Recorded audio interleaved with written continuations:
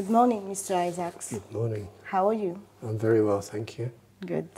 So, welcome today to Le Mauricien Limité for this auspicious occasion to speak a little bit about the 40th anniversary of Mammouth, now Courts Mammouth, and based here in Mauritius since 13th June 1985. Correct. Can you speak a little bit about how this project of basing Mammouth in Mauritius started? How came this vision? Yeah, fine. The decision to open in Mauritius was taken by the group head office. Courts Mauritius was part of a worldwide group. The head office was in London, and as far back as the 1950s and 60s, the company in London started to open showrooms in faraway countries, mainly the British Commonwealth. Okay. So it started in Jamaica in 1958, and then that was followed in Barbados in 1966. Other islands in the Caribbean had Courts showrooms. In fact, I went to St. Lucia in 1981 to create the business there, like I did later here. Mm-hmm. That's on the west. In the east, Courts had showrooms in Singapore, in Hong Kong, in Fiji, in Australia. So Mauritius was like, it was a natural extension of the philosophy and the strategy of the group, mm-hmm. which was driven from the head office in London. Okay. And why did you choose to name it Mammouth? Yeah, that was very interesting. Is there a message behind it? No, not exactly. I lived in St. Lucia, as I said, for the 4 years before I came to Mauritius. And I knew almost a year before I left St. Lucia that I was coming to Mauritius.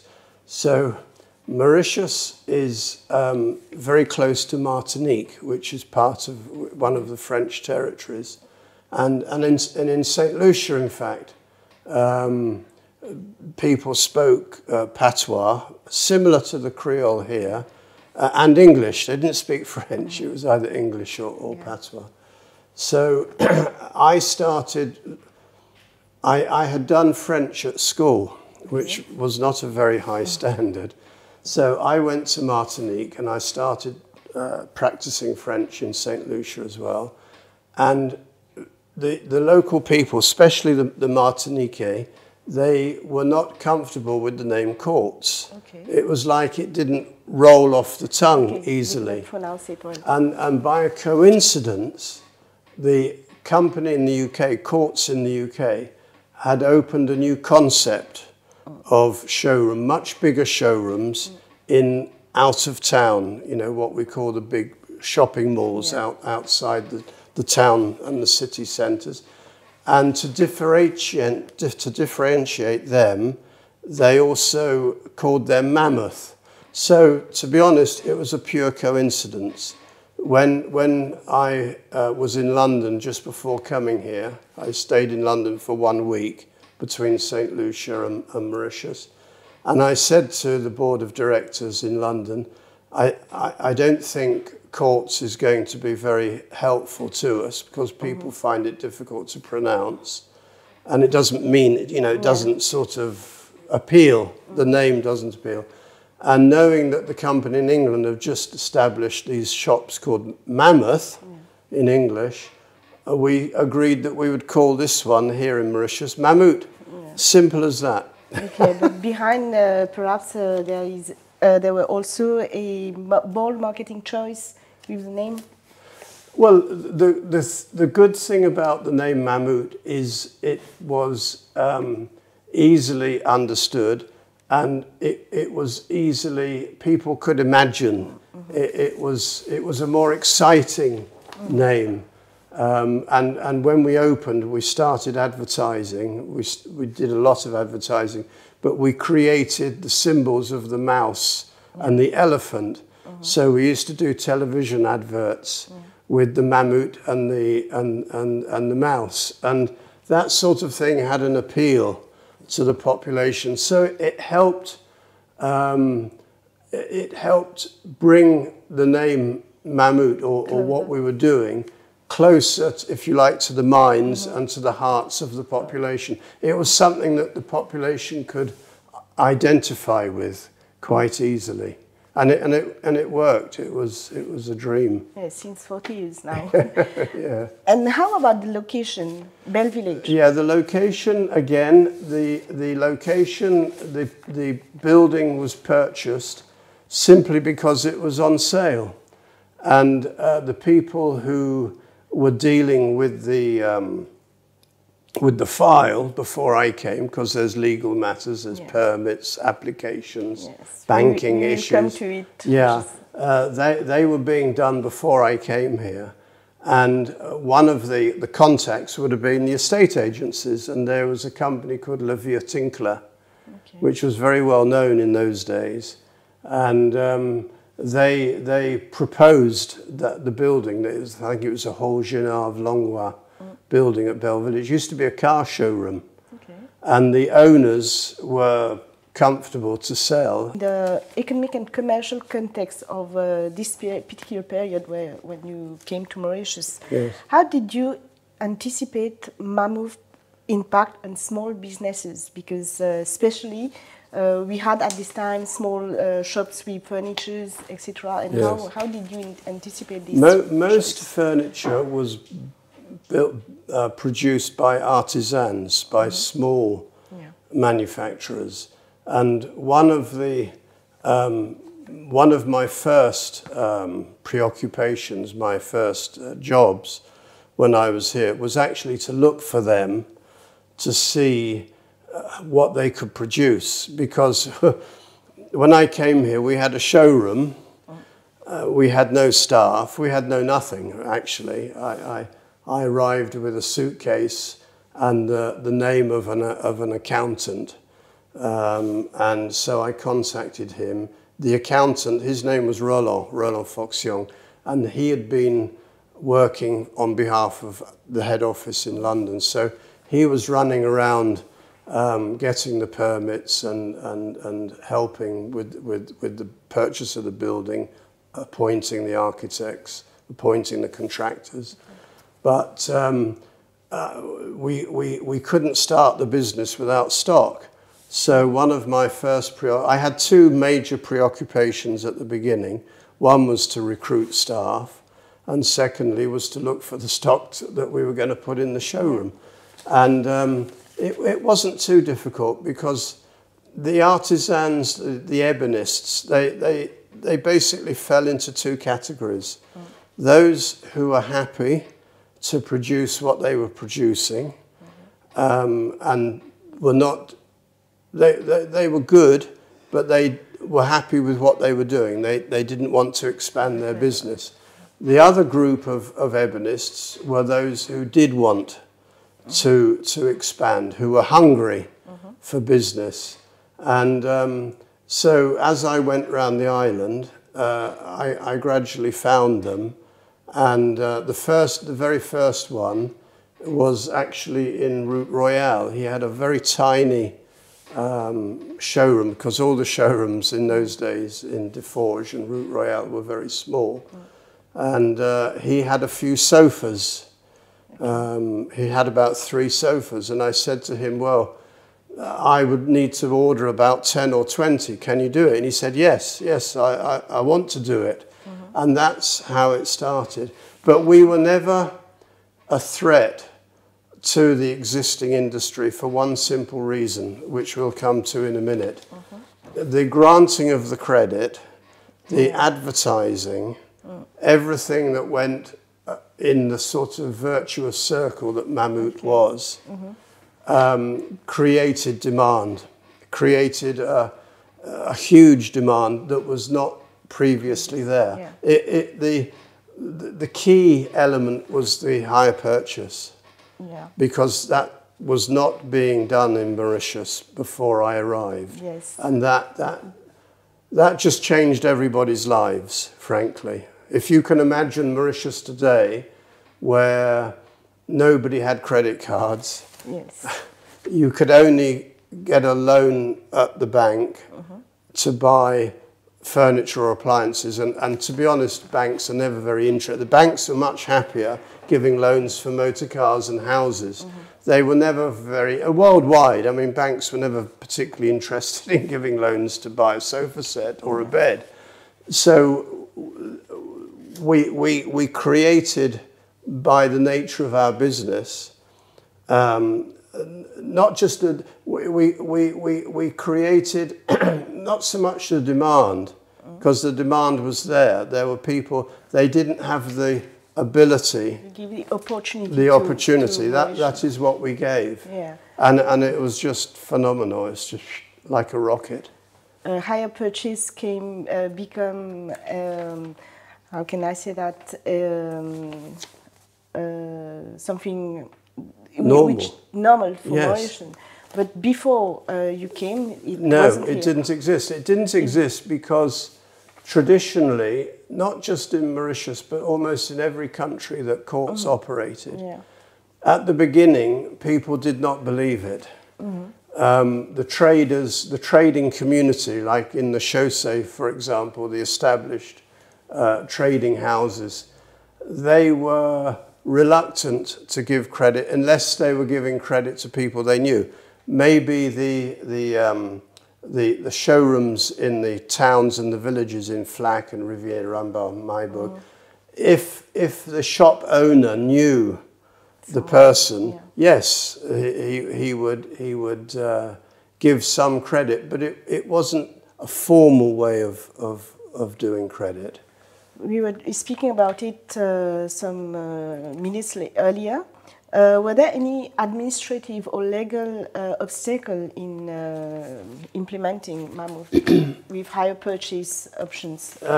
No, I think certainly in up to the opening, that it was, I don't think anybody queried it. People thought, oh, what are those guys doing? People thought that Mammouth would not survive 6 months because people would not pay. But the payment record of Mauritians was absolutely fantastic. Of all, genuinely, I'm not telling you something that is not true. Of the 20 countries that Courts operated in the 1980s, 90s, for example, Mauritius, what we call the credit. It was the best in the group. Became a success. Yeah, the credit portfolio, the writing off of the debt and the provision for bad debt was actually minute. I mean, we were surprised, but it's a credit to the Mauritians, that to the entire population, that they're generally very, very law-abiding people. Did you have to convince anyone in the government at this time to not before we opened? No, not before we opened. I think after we opened, when the country, the population, the traders as well, saw the phenomenal success of Mammouth in Bell Village. There were a few questions raised. Was this a good thing for Mauritius, or were people going to become over-indebted? But our management team, we were very responsible. I mean, we knew that if we were going to give credit to everybody, however much they wanted, it would backfire on them, the customer, and it was going to backfire on us. So one of the secrets to our success was to create a scorecard, which we did. And now in those days, this was before technology, so the scorecard was actually a manual scorecard, but it was very effective. And it enabled us to basically more or less know who to give credit to and who to turn down, but also how much credit. That was the key. If you knew how much credit, or if it was a calculated guess as to how much credit somebody should be given, you got that right, then it was a happy marriage, because almost until now, certainly until I left the company 5-6 years ago, 75% of the sales every single year were repeat customers. Okay. Because in Mauritius we had, I'm going back 20 years, Mauritius had about 320,000 dwellings. Mm-hmm. That was the official statistic. 320,000 houses, apartments, mm-hmm. whatever. And we were always, and we always had about 160,000 live accounts. It was absolutely huge. Yeah. We didn't have at any one time 160,000 customers, because some customers had maybe one account, two accounts, three accounts. Few had 4 accounts running at the same time. So we probably had between 70 and 80,000 households buying from Mammouth at any one time. Okay. Perhaps not in 85, but say by the time we were in 1990, because before 1990 we opened Bell Village, then we opened Currapee, then we opened in Rose Hill, and then I went to see the Prime Minister in 1990, Sir Anirudh, and I said I'd like to open in Flack. That was significant, because Flack was rural.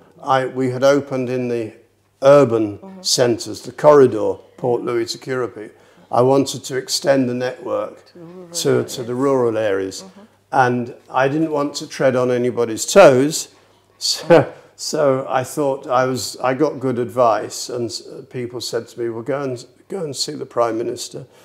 And he said to me, I have no issue, but he said, you have to do one thing. He said, you have to go and talk to the 3 deputies in that Flack. Yes, in the circumscription, which I did, and they all were okay, so there was no issue. And then after that, I wanted to open in Rodrigues. So I went back to see Sir Anirudh, and he said, I don't have a problem as long as it's okay with Serge Claire.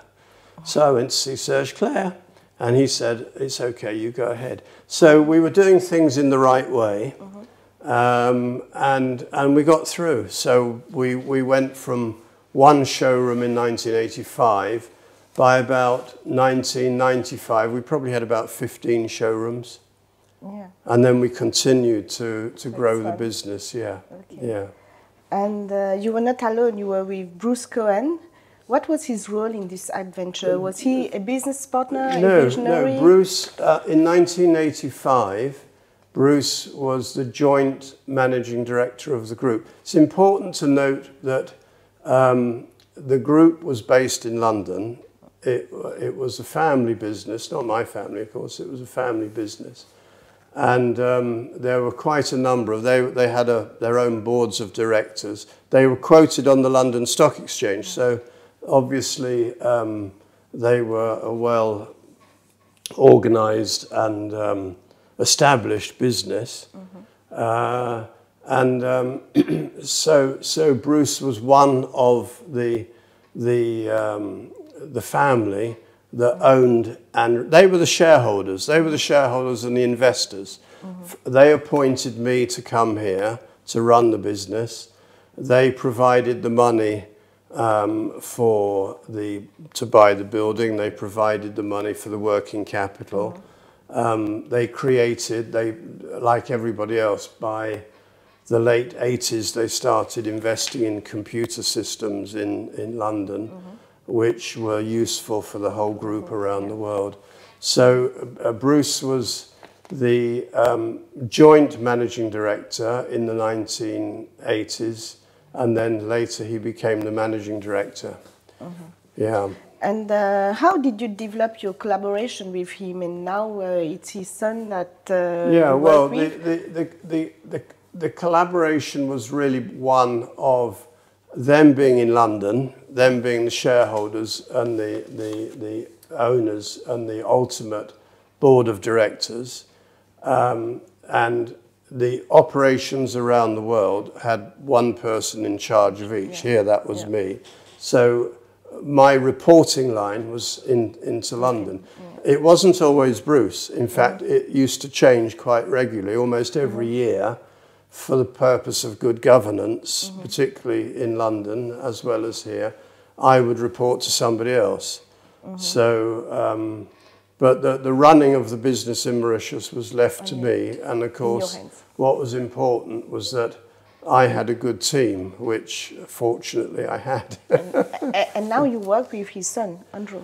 Yeah, no, Andrew runs the business now. You see, Courts in Mauritius went through 3 phases. Well, 4 actually. One was 1985 when we opened to 2004. That's when the business was owned by Courts PLC.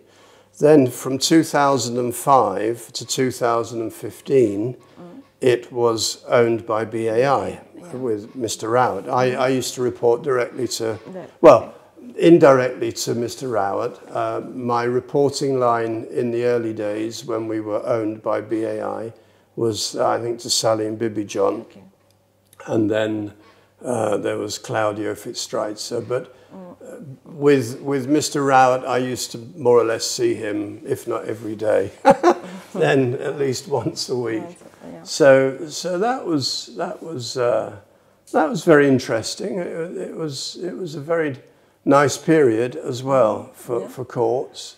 We continued the expansion. We also took over when Dawood Rowett bought the business. He bought Mauritius. He also bought Madagascar. So I then became responsible for Madagascar as well as Mauritius.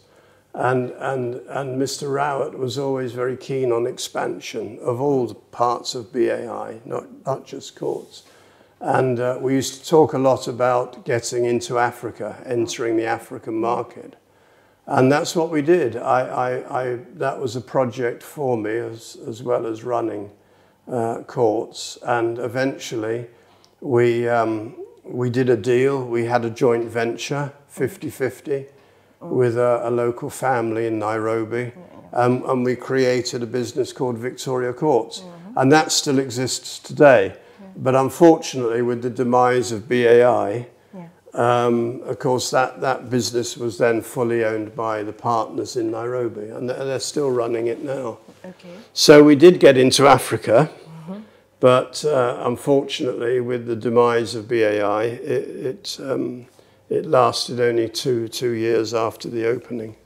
And then the third part of the life cycle was when well, as you all remember, the end of 2014 and beginning of 2015 were fairly momentous period in Mauritian history, with the collapse or the putting into administration of BAI. So I had actually already just retired from BAI, but Dawood had asked me to do consultancy work, which I was very happy to do. And then, sadly, the demise of BAI happened, and the staff and the local suppliers, who obviously had worked with me for many years, they encouraged me to try and take over the business. And by that time as well, Bruce Cohen was very interested in joining me. So that's what happened. That's what we did. So we took over the business from the administrators, who were at that time BDO, in September 2015. We were the official owners of the business, and then so I continued to run the business as CEO for another 4 years.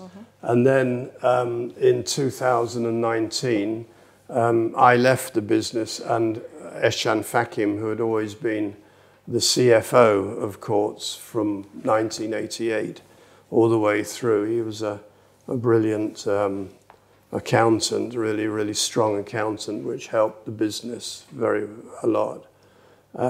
He left with me, so that we left it then to Bruce and his son to continue the work. Okay. Let's get back to the start. What were the practical challenges you face when in the setting up of the first Mammouth store? I think the challenges were more or less universal. Finding staff, training the staff, coping with we had imported through our head office the latest technology, NCR machines through Blanche Berger, and they were new to Blanche Berger as well as us.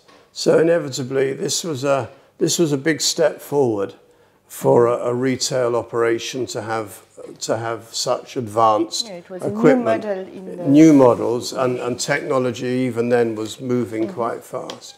So that was a big plus, but it was a big challenge. Everything, in fact, went very well. Blanche Berger offered a great support, and so that was good because that also impacted on the accounting system.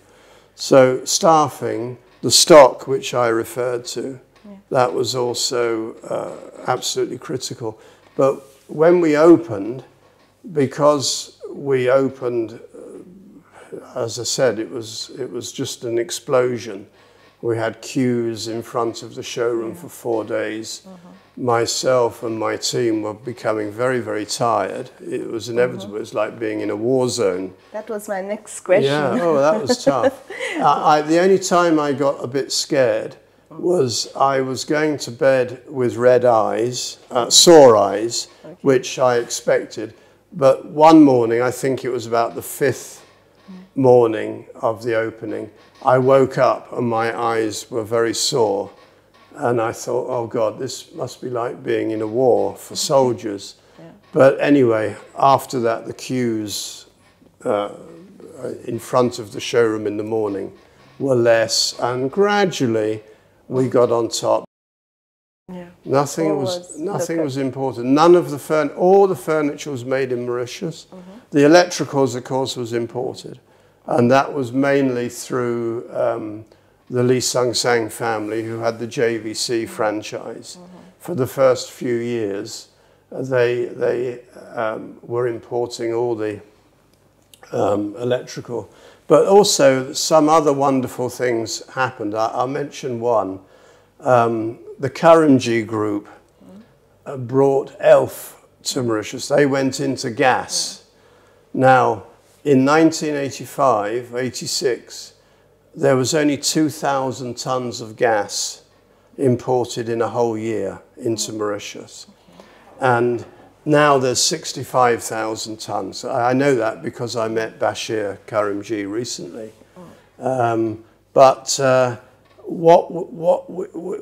I don't know who had the idea. I think it was either us or the Karimjees or a combination of both. They wanted to promote ELF, and we had this business where we could sell a lot of product. So we did a deal. ELF gave us the bottle and the connection, the little pipe and the raccord. And we sold the plaque à gaz and the oven. And why am I telling you that? Because I'll tell you why. Because if you read any of the newspapers and you're journalists, prior to, say, 1985, 1986, sadly, there were always women who were either dying of burns or being disfigured by burns because a lot of the population were cooking with premise. Yes, exactly. The oil stoves, and they had they had a habit of falling or moving, and women who were wearing saris particularly caught fire. And I remember before we opened that you always read in the newspapers, there are always stories in the newspapers of people being severely injured or even dying. Anyway, when we started doing this joint promotion with ELF through KRMG, and we supplied the placa gaz, thousands and thousands of placa gaz, that problem more or less went away, because households, women, particularly in the poorer communities, in the rural communities, they changed completely their way of cooking, yeah. And things like washing machines. Okay, washing machines came in maybe 1986, 87. But women had never had a washing machine, and they were, you know how women had to wash the clothes, hand wash, and washing on the rocks. Yeah. And that all changed. People were buying washing machines. So it was a great story. And on this first day, on the day of the opening of Mammouth in Bell Village, when you saw the queues forming early in the morning, what was your first reaction? I think relief. Relief. Because the night before, you see, one other thing that we should talk about is advertising and media. Yeah. One reason that Mammouth was so successful is because we used to advertise. Yeah. That was always part and parcel of our DNA. Okay. And we created this. I think this was the first time that any company, as far as I know, in Mauritius, had actually created what you call a pull-out, a standalone. So, and we even had pictures of us, my secretary, my assistant secretary, one of the suppliers, so we got these the night before. Yeah, you see, this is what we were advertising. We got these the night before, and I went outside because by that time in Bell Village, it was June, it was getting dark at 6 o'clock, and the lights are on in the showroom, and that was creating a lot of interest. And when I went outside, I started handing these out, and there was a lot of interest. Kids, adults were wanting to read this, and that gave me quite a good feeling. But to be honest, you don't know. You don't know whether there were 100 people there the following morning or 10,000. You didn't know. But when you saw the queues, we saw the queues. We know, well, this is a good sign. But did you feel that particular day that your gamble had paid off? I suppose so.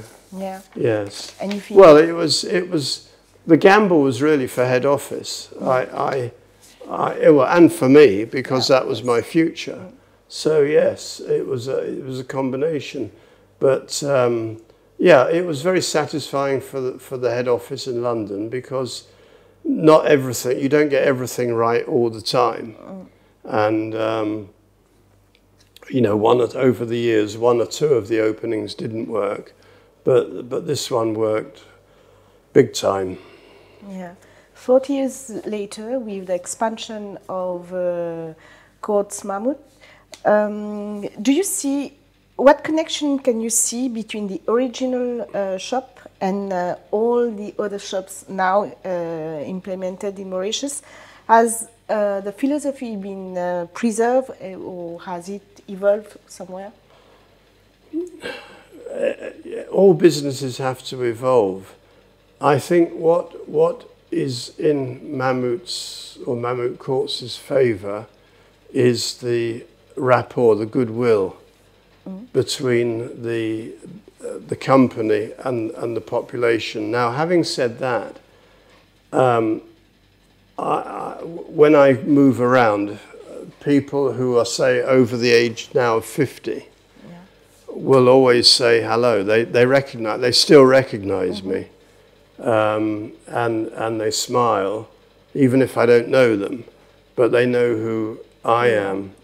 Now we've 40 years has elapsed since the opening, so sadly a lot of the customers in those first 5-10 years are no longer with us. They're no longer on earth, So the challenge for the management now is to, you know, to have the loyalty of the younger generation, and the younger generation they have a lot of choice.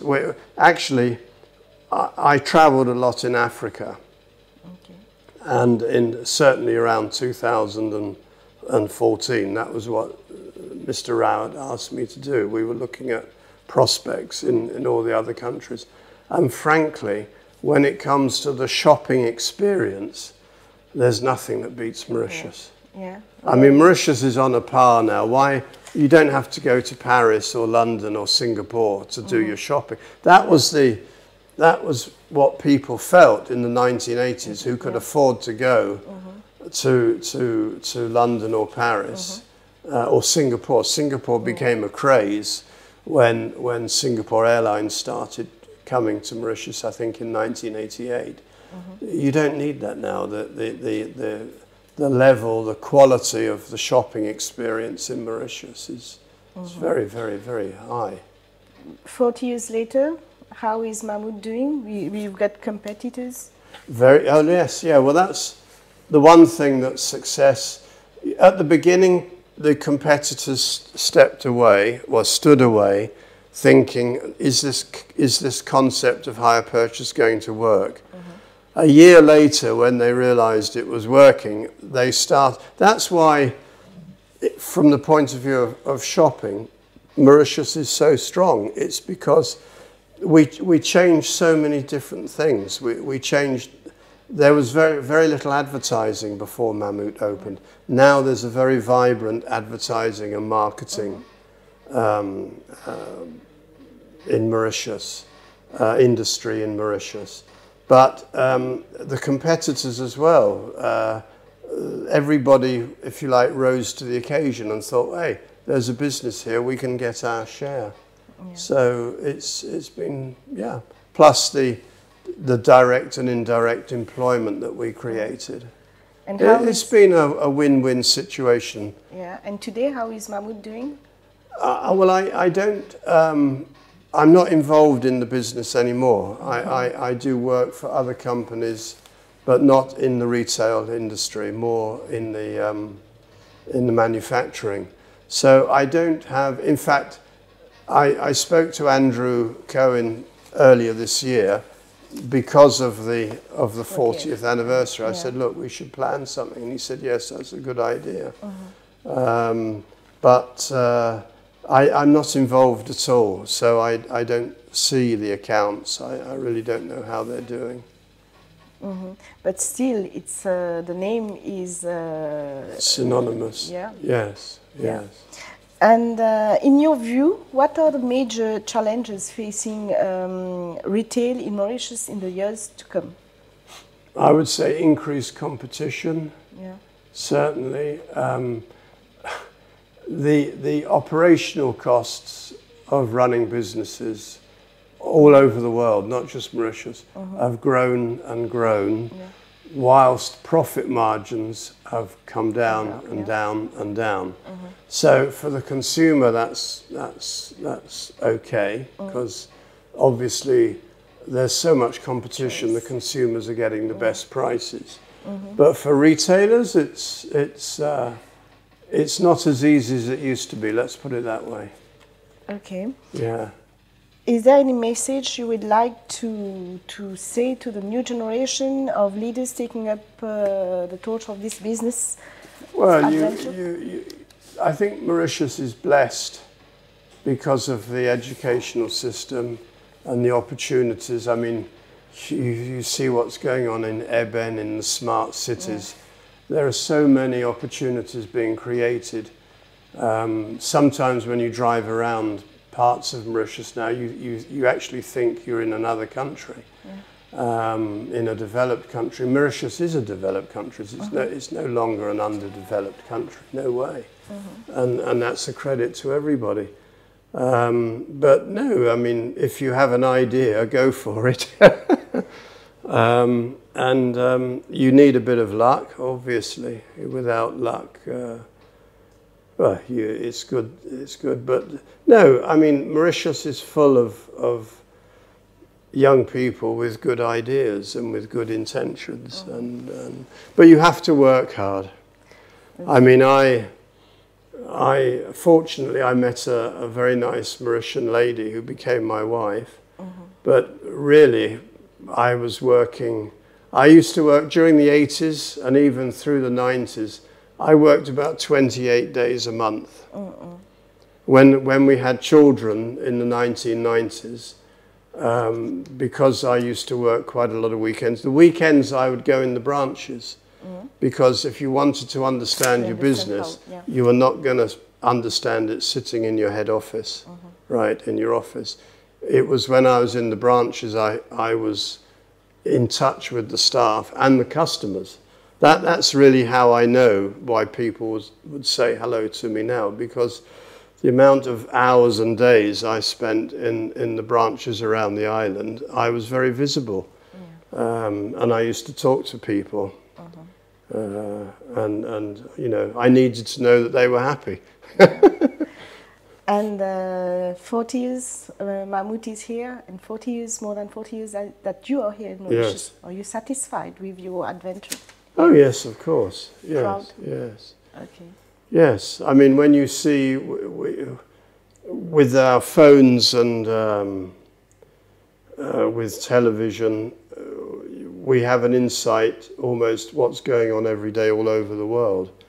So I think there is still, in many respects, yes, Mauritius has its problems, but every country has its problems. But I think most people in Mauritius would feel that it's still a great country to live in and to bring up children. Still relatively safe. Yeah, of course there's a little bit of crime, but nothing compared to what's going on outside. As long as Mauritius remains peaceful, and I think it always will be peaceful, then it has a great future.